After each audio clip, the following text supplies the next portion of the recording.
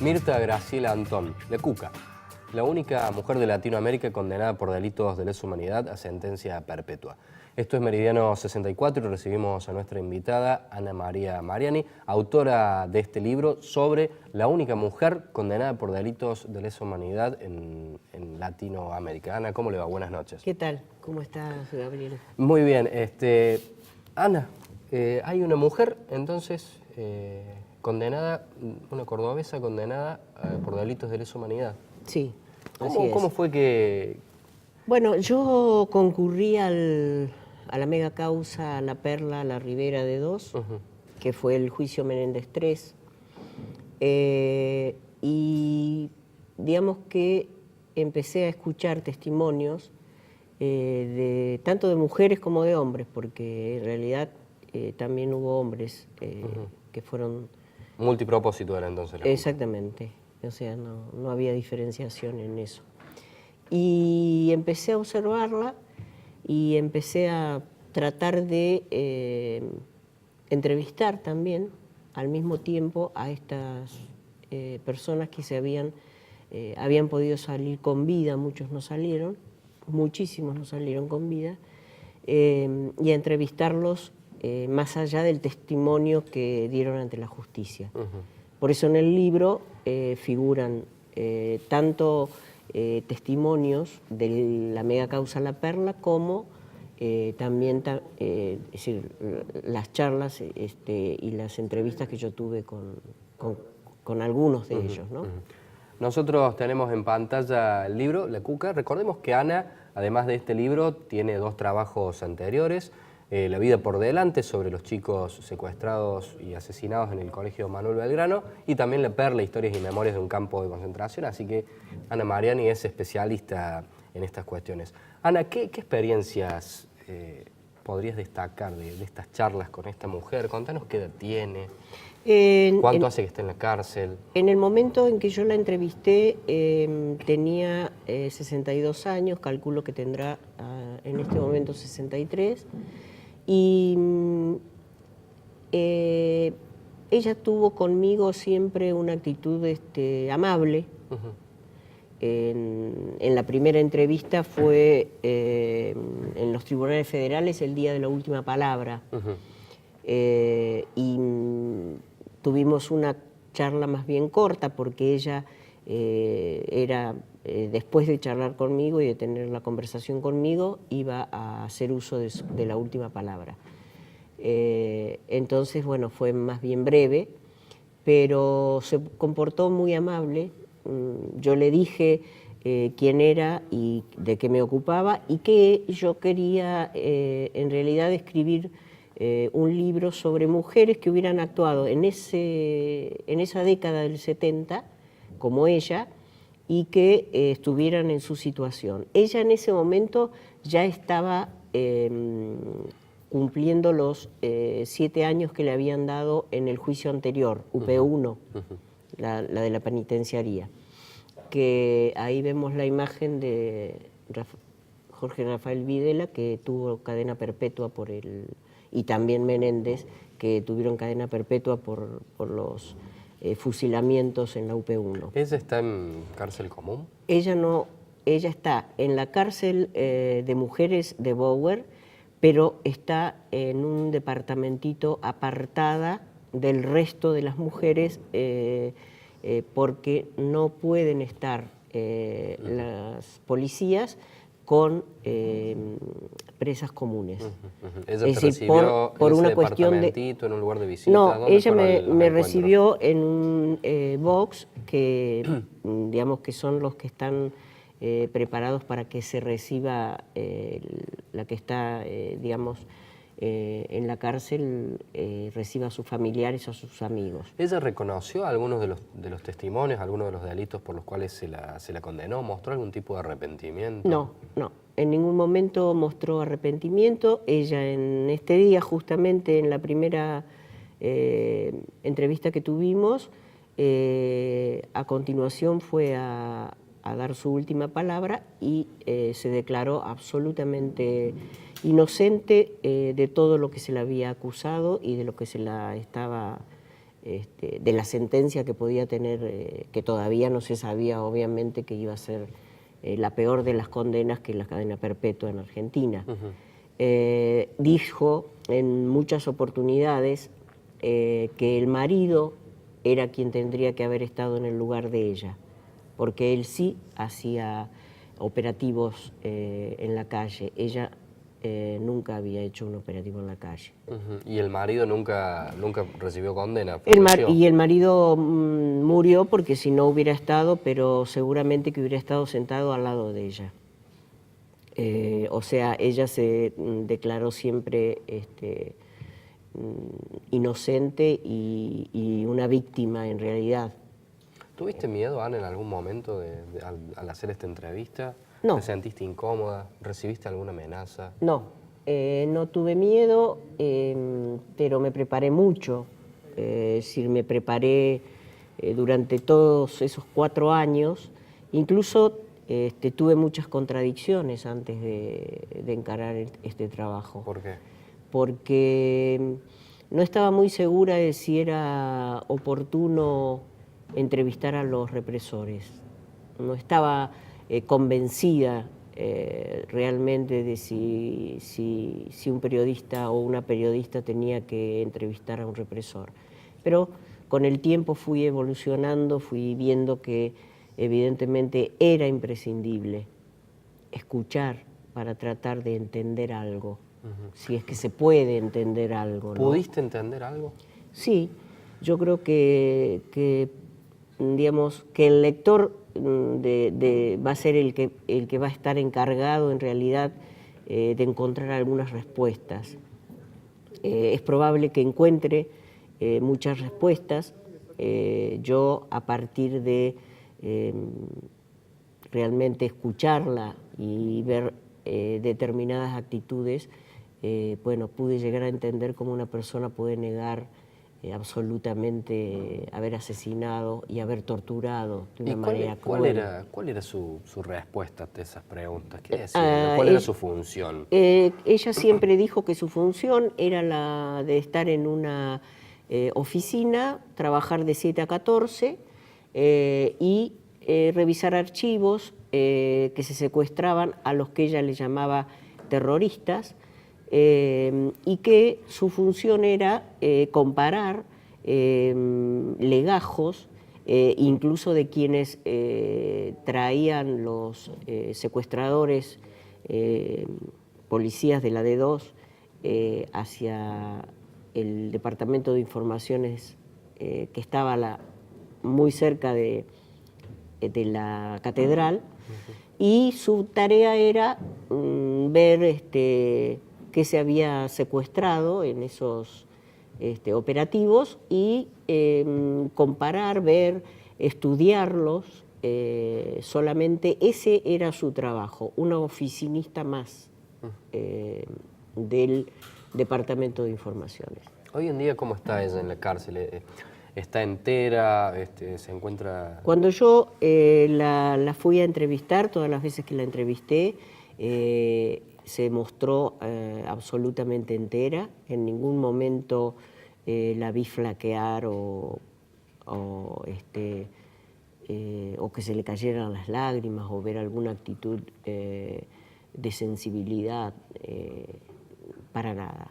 Es decir, lo que sí se quejaba, por supuesto, se quejó siempre de que había sido una injusticia absoluta la que se había cometido con ella. ¿Por qué? Y es más, es decir, porque ella era inocente de todo y que el día que saliera de la cárcel iba a querellar a los jueces, a los fiscales y a todos aquellos que habían testimoniado en contra de ella. Los sobrevivientes. Todo era mentira. Ana, ¿había algún otro antecedente, no de condena por delito de lesa humanidad con prisión perpetua, pero de mujeres que se ocupen de torturas y de tormentos? Sí, en el libro hay un capítulo pura y exclusivamente sobre mujeres que, como ella, actuaron, por ejemplo, en Chile, en la DINA, que era la organización que tenía Pinochet, en el que había muchísimas mujeres. Hubo una mujer, sobre todo, que ya falleció, sobre la que hay un libro, Ingrid Olderoch, que es de ascendencia alemana y que se la llamaba la mujer de los perros porque entrenaba perros para que fueran a atacar a las víctimas, ¿no? Y hay en este momento una sola mujer condenada en Chile que pertenecía al grupo de la mujer de los perros. ¿Y acá en Córdoba, durante el gobierno de Isabelito, durante el gobierno de Perón? De la única que se conoce, digamos, que haya sido una persona que trabajó en el Departamento de Informaciones y que Charlie Moore la reconoció porque la vio un montón de veces. Incluso dice que torturó a su esposa, que es a la que se apodó la tía Pereira, ¿no? La tía Pereira. Pero murió en un atentado que se atribuyó el Ejército Republicano Revolucionario del Pueblo, el ERP. Ana, vamos a hacer una pequeña pausa. Los invito a que se queden. Después de esto vamos a hablar de los testimonios de los sobrevivientes, ¿no? De quienes recibieron las torturas por parte de la Cuca. Ya venimos.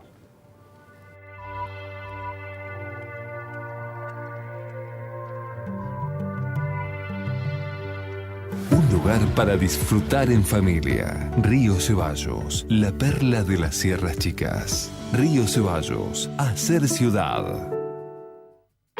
Este invierno, que las infecciones respiratorias agudas no nos tomen por sorpresa. Es importante que las niñas, niños, embarazadas y personas mayores de nuestra provincia tengan al día todas las vacunas, cuidándolos del frío y evitando el contacto con personas que estén cursando una enfermedad.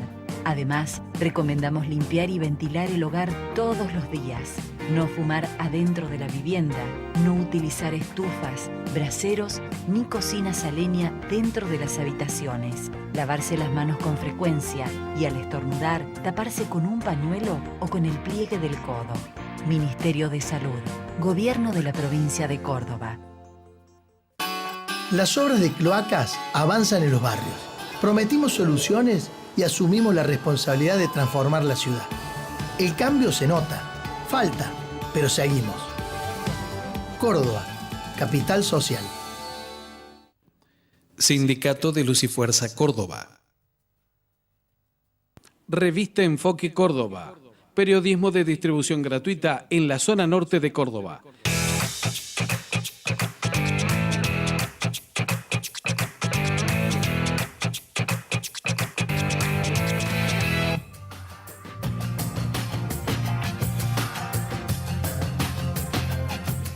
Seguimos. Para usted que recién sintoniza nuestro canal, estamos hablando con la periodista Ana María Mariani sobre su nuevo libro La Cuca, sobre la única mujer en nuestro país condenada a sentencia perpetua por delitos de lesa humanidad.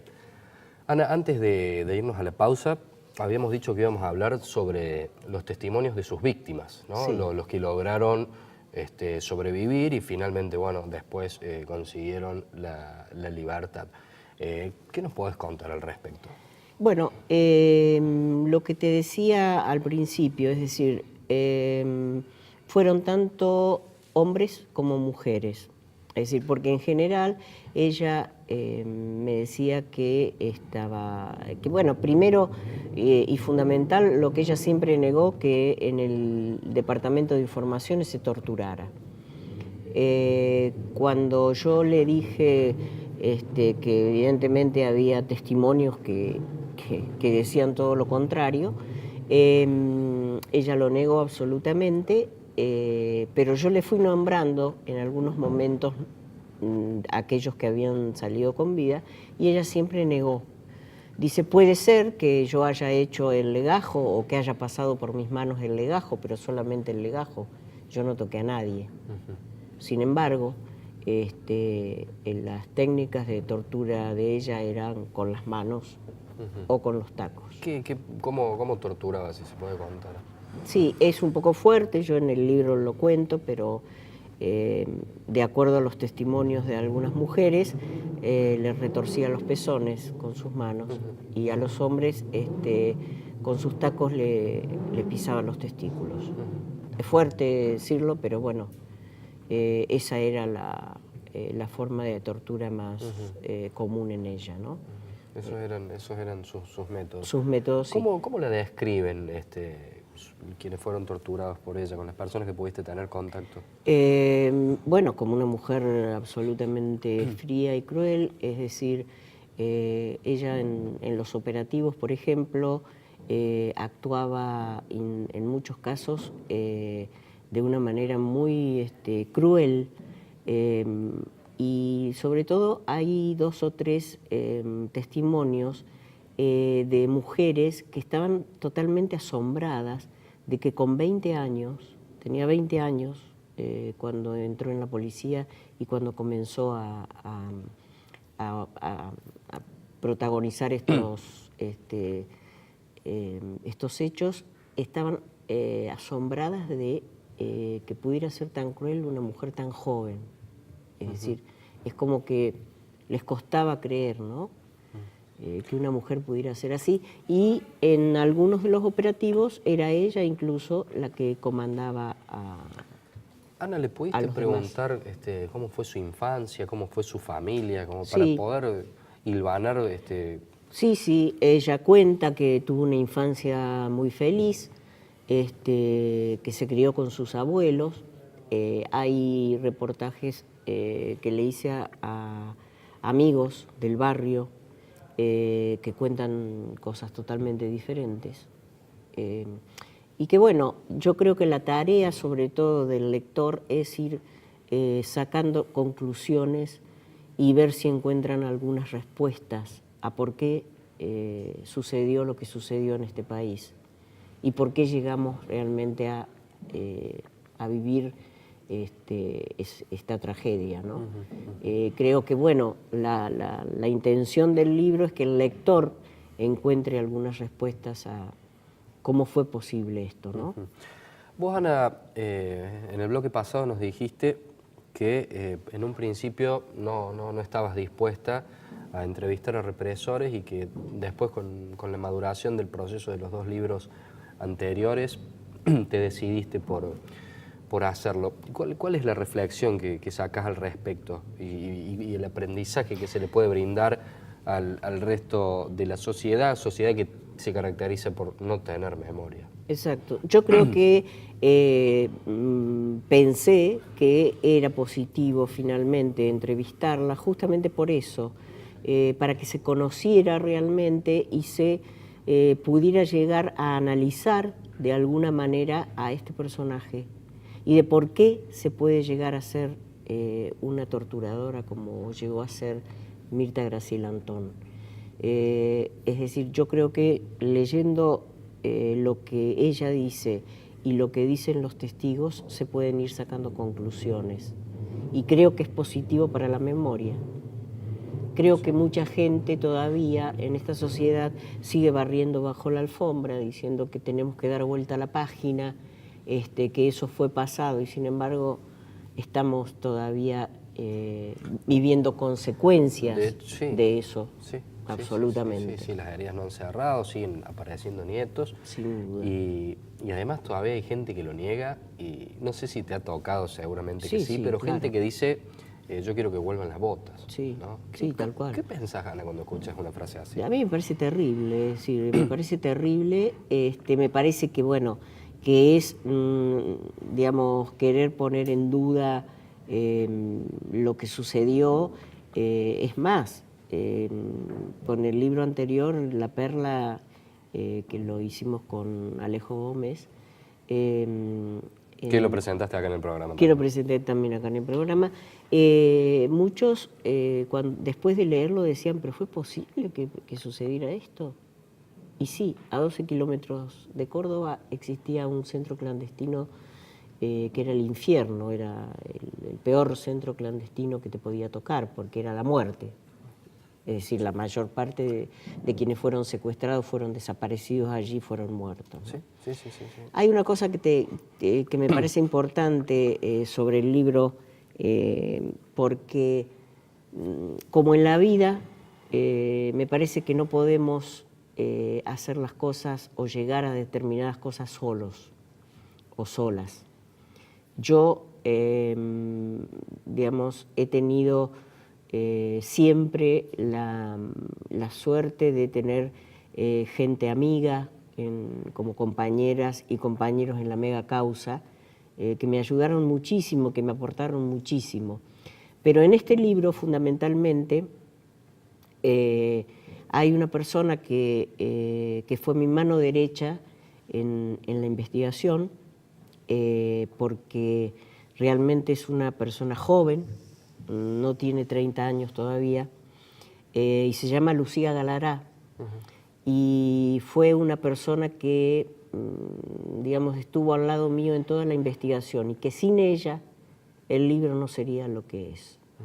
Así que bueno, también yo tengo que estar agradecida a Lucía por haberme acompañado en una tarea tan difícil, ¿no? Y siendo tan joven. Seguro. Ana, sin decirnos por ahí en mucho detalle, ¿tenés pensado seguir trabajando en esta temática? ¿Tenés pensado alguna investigación más? ¿Sacar adelante algún otro material? ¿Estás trabajando en esto? Sí. Es decir, siempre cuando termino un libro de estos, porque son difíciles, son fuertes, son temas que duelen, Seguro, que a veces te hacen perder determinadas cosas en el camino, y siempre digo, bueno, yo creo que este es el último. Cuando terminé La Perla dije, ya basta, porque... ese fue fuertísimo. Fuertísimo. Este es otro tema también sumamente fuerte, pero no puedo dejar de pensar que voy a seguir en esto y ya tengo en mente más de un tema para trabajar. No sé que hay trabajos de Ana Mariani para rato. Sí, todavía hay. Me alegro mucho. Y hay mucho para ver. Me alegro mucho. ¿Está en todas las librerías, en algunas en particular? Está en todas las librerías, tanto de Córdoba como del país, porque fue editado por Penguin Random House, Aguilar en este caso, por lo cual está en las librerías de todo el país. Por lo menos tendría que estar. Si no está, hay que pedirlo. Ya llega. Sí.